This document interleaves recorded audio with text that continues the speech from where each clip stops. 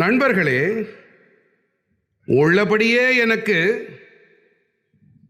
என்ன இனிமையாக இருக்கிறதென்றால், அதாவது கடந்த ஆண்டு எனக்கு தமிழ் கலாச்சாரத்தோடு தொடர்புடைய பல நிகழ்ச்சிகளில் பங்கெடுத்துக் கொள்ளும் சந்தர்ப்பம் வாய்த்தது.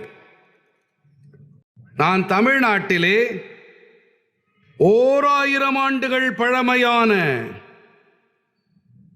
கங்கை கொண்ட சோழபுரம் ஆலயத்தில் வழிபாடு செய்தேன்.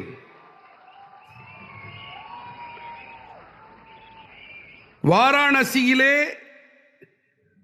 காசி தமிழ் சங்கமத்தின் போது கலாச்சார ஒற்றுமையின் சக்தியை ஒவ்வொரு கணத்தின் போதும் நான் எங்கே இருந்தாலும் நான் இணைந்திருந்தேன். நான் அதை அனுபவித்தேன். நான் பாம்பன் பாலத்தை திறந்து வைக்க ராமேஸ்வரம் சென்றிருந்த போது, அப்போது தமிழ் வரலாற்றின் மகத்துவத்திற்கு மீண்டும் ஒரு முறை சாட்சியாக இருந்தேன்.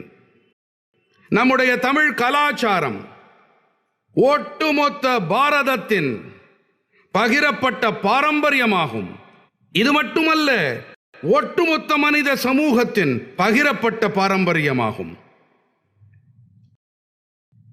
நான் ஒரே பாரதம் உன்னத பாரதத்தின் எந்த உணர்வை பற்றி கூறுகிறேன் என்றால், அதை பொங்கல் போன்ற பண்டிகை மேலும் சக்தியுடையதாக ஆக்குகிறது.